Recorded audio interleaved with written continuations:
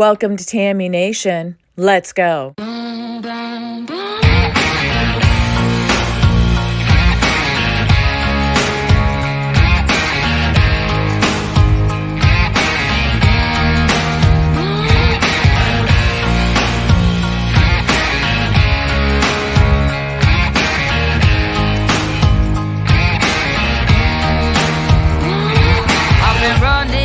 From 9 to 5, been biting my tongue for all this time. Won't let anyone cut me short.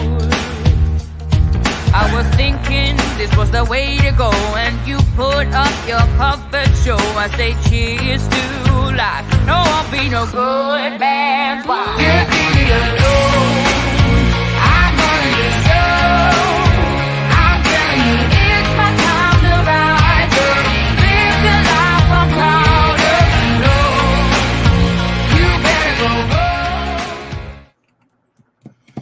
Well, and that's a wrap with the first presidential debate going on with the candidates. How you guys feeling? I really expected that Biden would be a lot more alert. I expected him to be able to put a couple sentences together, and right out of the gate, when he came stumbling out, he started mumbling, and it was very hard to even understand what he was saying most of the time. I'm going to say that I think Trump did a fantastic job in the sense that he kept it together. He was very cool, calm, collected. He looked very presidential in the way he was biting his tongue, because some of the things, I just don't know how he was able to do that. I didn't like the separate screens. I would have liked a pullback camera shot where you could watch both of them at all times and see how they were reacting to one another and stuff. I didn't like the individuality. It's almost like during the debate, you felt like you were watching Trump do a speech and then Biden trying to say something, and kind of back and forth a little bit. I will say also, I think the CNN moderators did a decent job. They didn't interrupt too much. They seemed very respectful. When you compare it to other debates that we've seen, it can get really chaotic and stuff. And I'm hoping the next debate gets that way, where Biden and Trump are able to talk back and forth amongst each other. And if it gets a little out of hand and haywire, then they settle it down. But it almost was like they both weren't even in the same room at some point. Biden also, calling Trump a whiner towards the end and getting very childlike, and Trump saying we don't need to be children was very interesting as well. They started sliding down that slippery slope a little bit. But Biden had some things that he said, saying that he was the only president in this century that no soldiers have died in war, which was a huge insult to military families and people who lost the 13 American troops' families and loved ones that passed away in Afghanistan under his watch. He seemed to forget about that. So that was one of the lies that he was talking about. Biden said that there is an ongoing situation in America that he's working to fix, that he got handed a bad deal when he took over. And we all know that's not true. Hey, Chris Gilbert, it was absolutely wild. It was weird. It was almost like Biden was robotic. And, like I said, I had hopes that he would be in better shape, a little more alert. This man is going to run for president of the United States of America and for 4 more years. The people that do and have supported Biden in the past, it'll be interesting to see what they have to say about it. I'm going to be investigating that tomorrow and the next day. I'm going to see what people have to say. And let's see if their tune has changed, if they're realizing, guess what, he's not in the best shape maybe. Or let's see if they can do a positive comment about him with details, or are they just going to knock Trump? If all the focus is on Trump like it usually is, that's very telling too. And truth be told, I wouldn't be surprised if they pull Biden. That's the rumor along Twitter, with a lot of people's opinions thinking they're just going to pull him because he did so poorly. It was just pretty much a disaster for him. Trump really didn't have to do much of anything. Just let Biden talk, listen to him. And I don't know about you guys, but there was a lot of like mumbling like that you really couldn't understand what the heck that he was saying.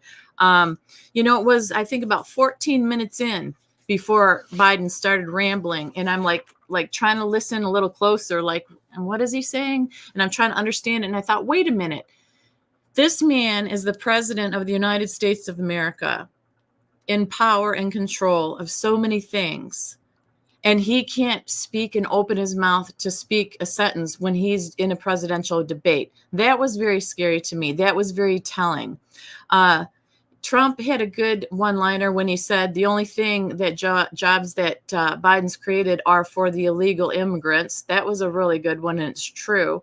Then they got into the Roe versus Wade issue, which, Biden is saying that there's nothing wrong with it, that he will reinstate it once he gets in office, if he does. And Trump said that is not good because you can really much do what you want all the way up to 9 months under that in some states. So Biden was arguing with that. I know that's a touchy subject with a lot of people, but there's got to be understanding with that each state, it's different. And, everybody has different beliefs with that. It's not just something you can take lightly or a general statement that either one makes. You have to really research into what your beliefs are and see which one aligns with what your beliefs are when it comes to that, because it is very tricky and it is confusing. Also on the border, Biden said that the border and everything along with that is 40% off better than when Trump was in office, that things are 40% better. Biden said Trump is lying about bad people coming here from prisons and mental institutions. Hey, Cindy D, good to see you. He said that is not true. And no one is dying here from terrorists, he said, that have entered here illegally. And if you guys followed along, when they got into the issue about the different people that have been unalived or physically assaulted, Biden was saying that's not happening from illegals. That's happening, this is what he said, from grandfathers, uncles, brothers, fathers, etc. He said that's not happening with illegals. And that was jaw-dropping to me and such an insult to the people and families that have lost family members to that, many of them. So for him to just turn his nose up at that or not acknowledge that and say, hey, simply that's a weak spot, and I feel for the families that have lost loved ones, and Biden having any kind of sympathy towards them. Instead, he didn't do any of that. He didn't show compassion. And that seems to be the thing with Joe Biden and this administration. There's no compassion for the American worker, for the American citizen. It's always about the illegal immigrants, Ukraine, Russia, all the places over there, not here on our homelands that matter. Vivek Ramaswamy said his opinion was that they didn't just drug Biden up, that they gave him lobotomized him instead, in a lobotomy, which is kind of a serious thing. Trump, like I said, I felt like was really in control, like we haven't really seen him before. He was very strong, very clear, very poised. And it was really refreshing to see that. I love the man's personality. I love how he gets points across and his sense of humor and his personality. But tonight, I think it was genius the way that he just stayed calm and allowed Biden just to go ahead and keep talking, not interrupt him. And then Biden, if you notice, like I said, the first time I noticed it was about 14 minutes in of the debate. He just started mumbling and everything started falling apart, all his sentences. And then he would pause and he'd change subjects. And sometimes you could see the look on Trump's face and, man, he had to bite his tongue hard. Like I said, do you think Biden will be replaced after this? I mean, how are they going to be able to back him and support him after this train wreck? He just didn't do very well. I texted my friend and I was telling her, I'm surprised he's still standing, because that to me was an accomplishment. He outperformed what I expected him to do as far as standing upright all the way to the end there. There was one comment that Trump made as well, saying, I really don't know what Joe said at the end of that sentence, and I don't think he knows what he said either. So that was a funny moment. And they did get into the topic of the quid pro quo, the prosecutor being fired and all that. Trump was bringing that up, and Joe said they were all lies. And then Trump went into about, Joe, you went after your political opponent. And you know what? You did that. My poll numbers went up, and I brought in hundreds and hundreds of millions of dollars after that because people see through it all. And, that is very telling. And Joe did say that you're a felon. And, Trump just took it. He was like that. He didn't fire back. He just took it. And like I said, he was very poised. It was very calm. Joe lied also about the Border Patrol endorsing him. The Border Patrol Union actually had a statement out and has a statement out that says, to be clear, very clear, we never have and we never will endorse Biden. So that's another lie that he told. And then also the lie that he seems to keep repeating, that he keeps getting off the hook with people that don't question him about it, is he talked about Bo, his son, passing away in Iraq again. We all know that that's not true, that he passed away at Walter Reed due to brain cancer, unfortunately, in Maryland. And for some reason, Biden keeps saying he passed away in Iraq. So when you have somebody that is the leader of the free world that can't even remember, or he's lying about how his son is passing away repeatedly to the nation, that's not reassuring for somebody that is the president of the United States. And it's certainly not somebody that I would have confidence in voting for come 2024. We have to also remember that Trump did always support the American worker. Trump always supported us getting our due right, with money being paid back to us that has never been paid back from other countries that we've helped out, with trying to keep the industries here, the oil industries, the car industries going. You remember when he was president, he went to all these different workers and he pulled for them, he rooted for them, he supported them. And when you look at Biden, what he's done in these last 4 years, he's been fighting hard and strong for what? The illegal aliens. He's giving excuses. He's saying that it's not as bad as we think, that it is not a big deal of who's coming over here. He doesn't care about us. He doesn't care the harm that has been caused to so many family members and families that are torn apart because of some of their family members, what they've experienced through these illegal aliens. It's very sad. And Trump has always said, I do support other people coming here to this great nation, but they have to do it legally. And what I don't wrap my head around very easily is, how can people argue that? How can people say it's a bad thing for American citizens to want illegals to come in here through the system legally? Not only is it an insult to our nation and the laws that we have in place, that is so disrespectful. No respectful person, good person, is going to try to get in illegally. And that is also an insult to all of the people that are from their countries that have went through the pains painstakingly and money and waiting long times to have family members over, that have done it the right way. When you watch some of these interviews with people that have come here legally, they are furious about that.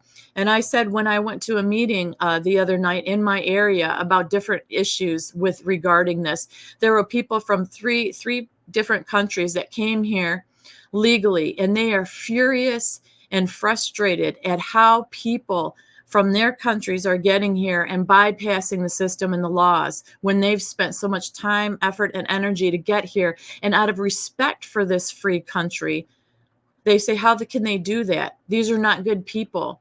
So it does good to get out there and talk to some of these people if you can run across them at these city meetings or different party meetings that you can go to for an hour or two. You learn a lot. I have to say, I haven't known much about this kind of stuff until the last 4 years. And I've been active in it. I have partook in it. And I want to learn. I want to understand. I want to know what can be done, what is in our power, because we, the people, do have the power to make the changes that we so badly want. But it does take effort. And you do not have to run for an office position. You don't have to do any of that. There are a million different things, really, that you can do to partake. that you are qualified to do. And if there's something that you want to learn to do, there are many people that are willing to help you, because a lot of them are fatigued, especially the last 4 to 8 years. It was going good with Trump, but they said really the last 4 years have been really rough. And a lot of them that I've ran into are older. They're been in this a long time. So they do need younger people. We talk about that all the time. The younger generations need to get involved and need to know what's really going on. We cannot let them go and give up on them to the way the world is running now. And we have to give them some sense of direction and hope and guidance, because it certainly isn't the country we grew up in. So, getting them to vote is a big deal as well, and making the educated decision when they vote, and make sure they have a clear understanding of what their vote casting it is, and what it was going to represent, and what it's going to entail. Also, Biden came out and stated that no one thinks that we are weak, that we have a strong military, and that we have a great country, a respected country. And then he started mumbling out of that statement again, because we all know that people are laughing at us constantly. Excuse me. And then when Dana, to me, this was a stupid question to ask Trump and Biden, asking them if they think political violence is unacceptable. And then also, will you accept the results of the election no matter what? And, those are kind of questions that there really is no right answer, because they're looking just to give you that gotcha. First of all, Trump was saying that there's no reason I should even have to answer this, that you should know how I feel because of look at my speech with the January Capitol issue. He goes, look what I said to the speech. Things were getting rough. And Nancy said that a lot of what happened is her fault, because she had control over it. I asked for the help. She didn't provide it. Nobody listened to me. So it's kind of dumb that you would even ask me to answer that question. And then also he said that basically, the other thing about the results of the election, he said that if it's a fair and legal election, yes, I will accept the results of it. He said I could be other places. I could be doing a great life, having a good life. I have money. I have homes. I've been lucky in my life. I've worked hard. And I only decided to run again because I saw how bad Biden was doing, how bad of a job he was doing. And I didn't realize that Trump didn't want to run again. He said that he really didn't want to, but he saw what was happening and he said, I have to. And he told Joe that too. He told Joe right to his face that he's destroying this country. So I didn't even hear what Biden's answer was. I must have left the room for a moment, but I didn't hear his answers on those two questions. And then also at the end, when Biden started calling Trump a whiner because he lost last time, and he said, you know what, something snapped in you when you lost the last one. And he, really, it was just juvenile, in my opinion. I think they could have gone back and forth more, like I said. It was more like singular statements, and there was no real fire there, but there must have been a reason for that. Maybe it's because of the excuse me. Maybe it's because of the rules that were laid in place or something like that. I don't know, but it just lacked a lot of fire. Like I said, it was nice to see Trump behave that way and let Biden just kind of do damage to himself. But it'll be interesting to me to see what happens on the other side of this, what the results are, if they're going to pull Biden and have somebody else in his place or what. I just think it was disastrous for him. And I'm glad it's over and it happened. I don't think Biden looked good. He had low energy. He looked confused. And like I said, being the leader of the free world and running for that position again for 4 or more years is very concerning. And I'm going to look forward to looking into the people that do support him to see what they have to say about this. Like I said, we should always look at both sides. And just saying Trump did good and Biden did bad isn't going to do us any good. We have to make sure that we really know what's going on and we have information to be able to tell people. Just saying blank little statements like that is not going to sway anybody to investigate or look into anything or change how they feel or think. Us having information And like tonight about the lies that Biden told is what's important and going to get us, I think, to the other side and help people open up their eyes a little bit. So that's all I have. Thanks for joining me, you guys. And it ought to be an interesting next few days to see how people dissect this and what their thoughts are, and to see what happens with Biden, if they're going to leave him in or not. That's my big question and my big take after this. I really think that he's not going to be around much longer. They're going to pull him and see who else they're going to put in there. So with that, thanks again for joining me, and I will see you guys on the next one. Take care.